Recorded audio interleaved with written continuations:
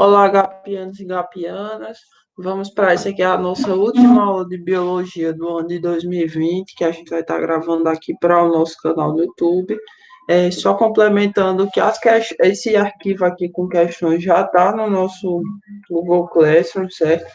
Ele tem algumas questões que a gente já resolveu em outra videoaula que também está aqui no nosso canal do YouTube. Por isso que eu estou passando para a gente começar a partir dessa questão 98 da Enem 2017. Lembrando que essas questões foram feitas a partir de esse documento com questões foi feito a partir de algumas questões de biologia dos últimos 3 anos de Enem que a gente tem, que eu separei para a gente estar estudando. E aí vamos dar continuidade a isso. Ó. A mudança observada da etapa 3 para a etapa 4 do experimento ocorre porque as proteínas. Vamos ver. Ó. Só que esse texto é só um texto assim mais introdutório, não vai trazer muita informação para a gente resolver a questão, é mais para a gente entender a imagem que ele vai mostrar. Mas ele diz aqui, ó, visando explicar uma das propriedades da membrana plasmática, fusionou-se uma membrana celular perdão, uma célula de camundongo com a célula humana, formando uma célula híbrida. Em seguida, com o intuito de marcar as proteínas de membrana, dois anticorpos foram inseridos no experimento. Um específico para proteínas de membrana do camundongo e outro para as proteínas de membrana humana. Os anticorpos foram visualizados ao microscópio por meio de fluorescência de cores diferentes. Então, ele tinha duas células, é o que está aqui no esquema, tinha duas células, uma de camundongo e uma humana. Ele fusionou as duas células, formando uma célula híbrida, e aí essa célula tem tanta proteínas de camundongo como proteínas humanas, e aí ele inseriu anticorpos no meio que essa célula estava para anticorpos específicos para as proteínas de camundongo, específicos para a célula humana, para marcar as proteínas das células originais, e aí depois o que ele observou da etapa 3 para a etapa 4 é justamente que antes a gente tinha bem delimitado o que era onde estavam as proteínas de camundongo e onde estavam as proteínas humanas, e depois o que foi observado é que houve uma mistura nessa célula dessas proteínas. Aí ele quer justamente que a gente justifique o que ocorreu da etapa 3 para a etapa 4. Primeiro, vamos raciocinar um pouco. A gente tinha essas células com as proteínas bem separadas, espaços bem delimitados, quase que meio a meio.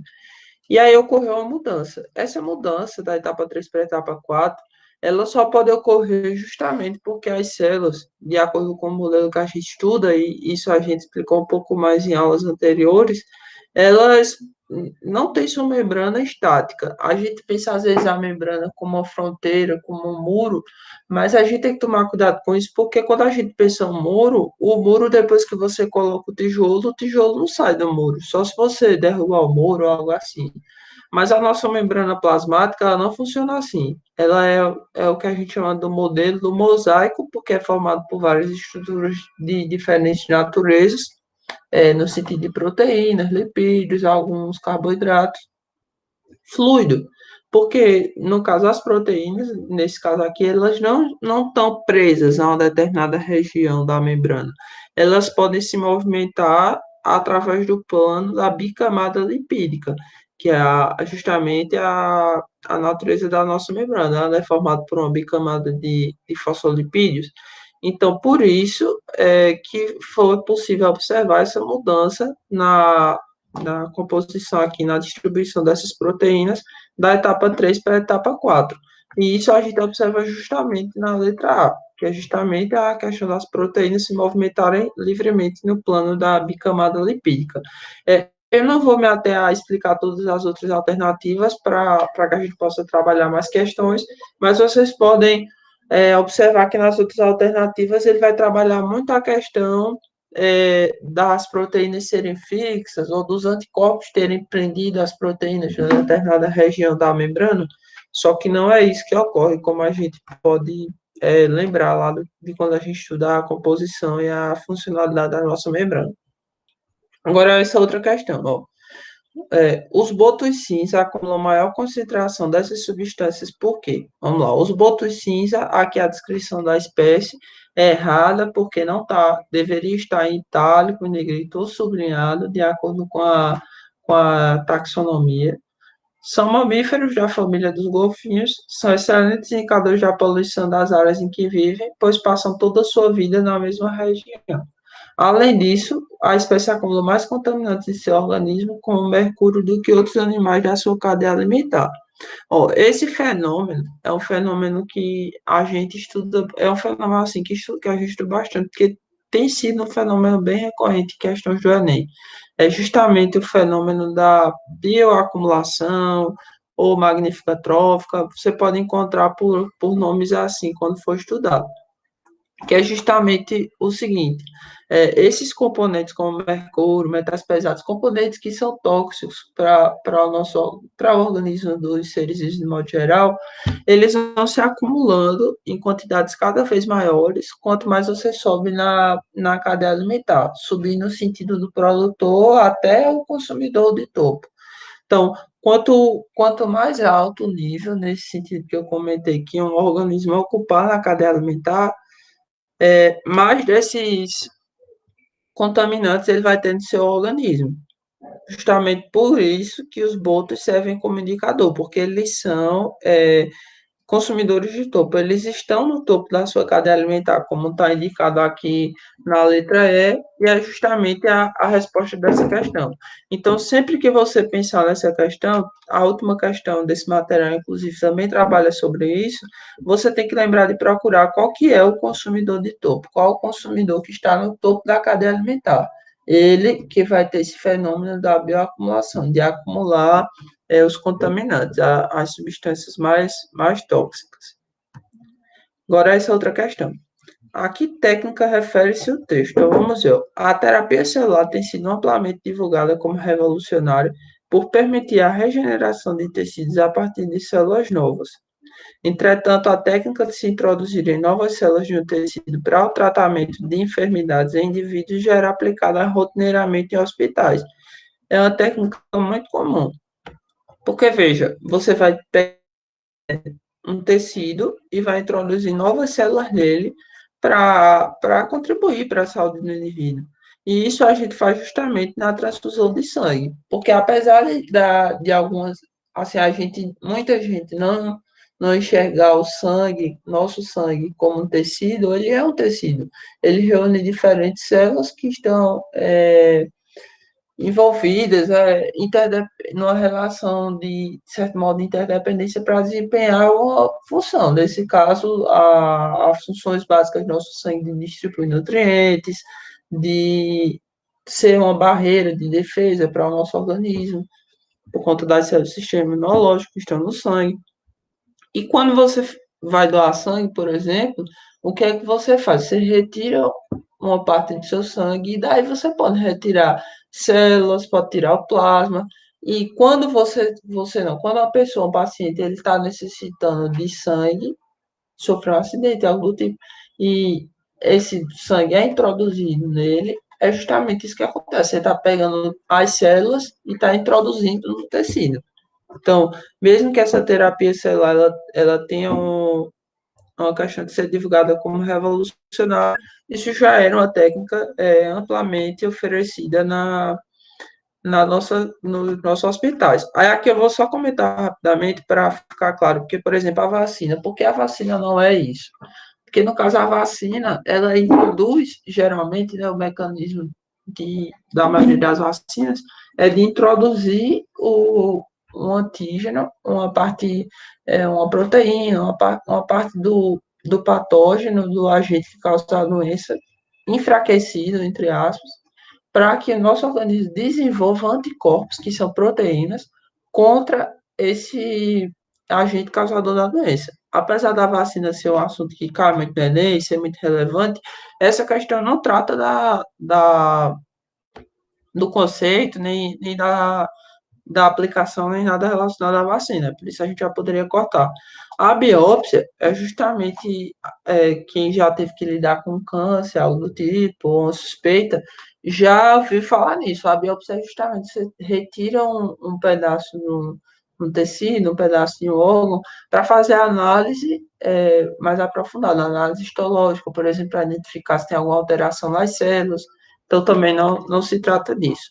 A hemodiálise, que é muito comum nos pacientes que têm algum problema renal nos rins, ela não faz isso, ela faz a filtração do nosso sangue, ela não faz a inserção de novas células como ocorre na transfusão, e a quimioterapia, não está relacionada de forma alguma a isso de introduzir novas células, mas assim a fazer, a matar as células, né? Principalmente as células cancerígenas. Agora, essa questão. Ao escolher essa proteína bloqueadora para carregar as nanopartículas, o pesquisador deve levar em conta um peptídeo sinal de endereçamento para qual organela. Então, vamos ler com bastante atenção esse enunciado. As proteínas de uma célula eucariótica possuem peptídeos sinais, que são sequências de aminoácidos responsáveis pelo seu endereçamento para as diferentes organelas, de acordo com suas funções. Um pesquisador desenvolveu uma nanopartícula capaz de carregar uma proteína para dentro de tipos celulares específicos. Agora, ele quer saber se uma nanopartícula carregada com a proteína bloqueadora do ciclo de Krebs in vitro é capaz de exercer sua atividade em uma célula cancerosa, podendo cortar o aporte energético e destruir essas células. Ou seja, a proteína carregadora deve ter o sinal de endereçamento para uma organela que esteja relacionada ao ciclo de Krebs. A organela que é muito importante porque ela está relacionada à nossa produção de energia, à produção de ATP, que é a nossa moeda energética. Ou seja, uma organela que outra dica, né? Estou dando várias dicas aí, vocês já podem estar ligados, né, na organela, já pelo ciclo de Krebs já dá para ter uma ideia bem certa de qual seria essa organela. E aí a gente tem, adicionar isso, tem a questão também dessa organela tá relacionado com aquela teoria endossimbiótica, que era uma organela que seria uma célula bacteriana, que foi endocitada por uma célula eucariótica há muito tempo atrás, e a partir de perceber qual é a sua função, que tem uma função importante na produção de energia para as células eucarióticas, essa organela acabou sendo, entre aspas, escravizada. Tem um texto numa questão do Enem, que acredito que também está nesse material, que brinca com isso, de dizer que a célula foi, que a mitocôndria, né, que é essa organela, que é a resposta para essa questão, teria sido escravizada. Então, sempre que você vê questões que tratam de ciclo de Krebs, produção de energia da célula, teoria da simbiótica, já pense logo na mitocôndria. Outra organela que você pode pensar para a teoria endossimbiótica são os cloroplastos, mas nesse caso a gente está tratando da mitocôndria. Agora a próxima questão, ó, é a formação de coágulos sanguíneos em veias e artérias é um dos fatores responsáveis pela ocorrência de doenças cardiovasculares, como varizes, infarto e acidentes vasculares cerebrais. A prevenção e o tratamento dessas doenças podem ser feitos com drogas anticoagulantes. A indústria farmacêutica estimula a pesquisa de toxinas animais com essa propriedade. Considerando as adaptações relacionadas aos hábitos alimentares, os animais adequados para o propósito dessas pesquisas são. Então, veja. Desculpa, pessoal, espirro. Nessa pesquisa, ele quer encontrar, dentre esses organismos, aquele que pudesse ter toxinas que tivessem ação contra a formação dos coágulos. Os coágulos, para quem não sabe, eles são formados, por exemplo, quando você tem um corte, um sangramento, hemorragia, quer dizer, principalmente quando você tem um corte, sangramento, né, para hemorragia também, mas no caso, para o corte, quando você tem um corte no seu dedo, por exemplo, você pode observar que primeiro há um sangramento, a depender também do corte, um sangramento leve, moderado, por exemplo, e aí depois forma-se uma estrutura que impede que haja esse extravasamento do sangue. Então, essa formação dessas estruturas está relacionada justamente à formação dos coágulos. Então, veja, qual desses seres vivos aqui poderia ter toxinas que impedissem a formação de coágulos? Aí você tem que pensar, poxa, para estar impedindo a formação do coágulo, tem que ser um organismo que quer se alimentar do sangue, porque o coágulo impediria a saída desse sangue, mas impedindo a formação do coágulo, esse organismo teria o acesso ao sangue e, consequentemente, teria sua alimentação. E é por isso a resposta dessa questão são os mosquitos hematófagos, os mosquitos que se alimentam efetivamente do sangue, tem a sua nutrição a partir do sangue de outro organismo. E é por isso que a resposta é essa, certo? Agora vamos para outra questão. Aqui, ó. Nesse contexto, a qualidade nutricional do grão de trigo será modificada primeiramente pela redução de. Ó, recentemente, um estudo feito em campos de trigo mostrou que os níveis elevados de óxido de carbono na atmosfera prejudicam a absorção de nitrato pelas plantas, perdão. Consequentemente, a qualidade nutricional desses alimentos pode diminuir à medida que os níveis de dióxido de carbono na atmosfera atingirem as estimativas para as próximas décadas. Então, a absorção de nitrato, no caso, que consequentemente vai afetar a absorção de nitrogênio, está sendo alterada e vai alterar a qualidade nutricional desses alimentos. Agora, por que que vai alterar? Porque o nitrogênio ele é muito importante para a gente ter a produção adequada de proteínas. Aqui a letra E que essa taxa está cobrindo, certo? Então, só revisando rapidamente a questão do ciclo do nitrogênio. O ciclo do nitrogênio, o nitrogênio vai ser absorvido por algumas plantas, principalmente as leguminosas, que estão em associação com bactérias que conseguem fazer essa fixação do nitrogênio. E por que o nitrogênio é tão importante? Porque o nitrogênio é um dos elementos essenciais para a gente fazer a produção das proteínas. E a gente utiliza proteínas para diversas funções, estrutural, energética, que é uma função, de certa forma, terciária das proteínas. Elas têm função de hormônio, elas têm função imunológica, então elas têm diversas funções, as proteínas. Comprometendo a absorção de nitrogênio, você compromete a produção de proteínas e, consequentemente, a qualidade nutricional dos grãos. Então, a resposta à letra E, seguindo adiante para a próxima questão, vamos ver. Considerando as informações do texto, qual ação representa estratégia de adaptação, certo? O painel intergovernamental de mudanças climáticas prevê que nas próximas décadas o planeta passará por mudanças climáticas e propõe estratégias de mitigação e adaptação a elas. As estratégias de mitigação são direcionadas às causas, procurando reduzir a concentração de gases de efeito estufa na atmosfera. As estratégias de adaptação, por sua vez, são direcionadas aos efeitos dessas mudanças, procurando preparar os sistemas humanos às mudanças climáticas já em andamento, de modo a reduzir seus efeitos. Então, uma coisa é você mitigar a causa dessas mudanças, outra coisa é você se adaptar a uma realidade que já está posta. Então, veja, nesse caso a gente tem que procurar a alternativa que vai estar relacionada não a impedir, por exemplo, ou a diminuir o aquecimento global e as mudanças climáticas, mas sim a se adaptar a uma alteração que vai ocorrer em decorrência dessas mudanças. Então, se adaptar a uma consequência direta dessas mudanças.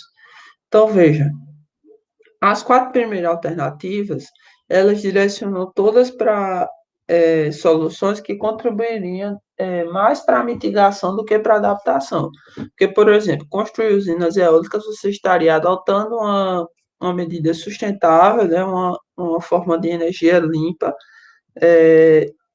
e isso diminuiria o consumo, por exemplo, de combustíveis fósseis para a produção de energia, e, consequentemente, a gente não seria uma estratégia de adaptação, seria uma estratégia de tentar mitigar as causas. A segunda coisa, a questão do tratamento de resíduos sólidos, também não é uma estratégia de adaptação, é uma estratégia de tratamento das causas, Em relação ao aumento da eficiência dos veículos, a mesma coisa, diminuir a emissão de combustíveis fósseis. A adoção da agricultura sustentável de baixo carbono, também isso. E aí, por último, aqui a gente tem a criação de diques, justamente para nas cidades costeiras, para diminuir as consequências que teria no eventual aumento do nível dos mares. Essa é uma outra questão que é uma possível consequência das mudanças climáticas e que é posta nessa alternativa, nessa questão. Então, por isso a resposta a essa questão é letra E. O que vamos responder essa questão? Bom, o Brasil possui um grande número de espécies distintas entre animais, vegetais e micro-organismos envoltos em imensa complexidade e distribuídos em uma grande variedade de ecossistemas. O incremento da variabilidade ocorre em razão da permuta genética, a qual propicia a troca de segmentos entre cromátides não irmãs na meiose. Essa troca de segmentos é justamente o que vai ser essencial e é o que diferencia, uma das principais diferenças da meiose para a mitose, que é justamente a recombinação genética na formação de gametas. A partir dessa troca de segmentos é que vai poder ocorrer a recombinação genética, que vai contribuir para a variabilidade dentro das espécies, a variabilidade genética que nós observamos. Diferente, é importante diferenciar que essa variabilidade não está relacionada a alterar o número de cromossomos da espécie, como está posto aí na letra E. Não é isso que ocorre, o número de cromossomos se mantém o mesmo, e ele tem que se manter para não ter condições como aneuploidias, euploidias. Na letra dele fala de ocorrência de mutações somáticas, isso não está relacionado a essa permuta genética. A mutação, ela é uma, um fenômeno, né, que ele ocorre aleatoriamente, ou então a partir de um estímulo, de um agente teratogênico no feto, por exemplo. A produção, a fertilidade também não está relacionada a isso, a ser mais fértil, no caso, e novas características adquiridas não são transmitidas por meio dessa troca de cromatismos, porque, assim, pelo que está posto até então, pelo que a gente vê nos livros de ensino médio, pelo menos, essa transmissão de novas características adquiridas, ela não ocorre. Existem pesquisas relacionadas a isso, mas o que a gente está tendo de conhecimento consolidado para o ensino médio, para o Enem, é que essa transmissão de novas características adquiridas não ocorre, e isso é até um postulado das teorias de Lamarck, que a gente já estuda lá na parte de evolução, certo? Então, vejam, as próximas questões que a gente tem aqui, elas vão ficar para vocês resolverem, e qualquer dúvida, entrar em contato com a gente pelos meios que vocês já conhecem. Desejo a todos um Feliz Natal, um próspero Ano Novo. Vocês ainda têm um desafio no próximo ano, né, que é o Enem, em janeiro, mas espero que todos possam fazer uma boa prova e estamos à disposição para continuar contribuindo para a preparação de vocês. Essa é a última aula gravada do ano, mas amanhã, não sei que dia você está assistindo isso, né? Mas no dia 19 de dezembro de 2020, a gente tem a última aula do ano, e aí retornaremos em 2021, ainda na preparação para o Enem 2020, com algumas novidades. É isso, pessoal. Um forte abraço e bons estudos.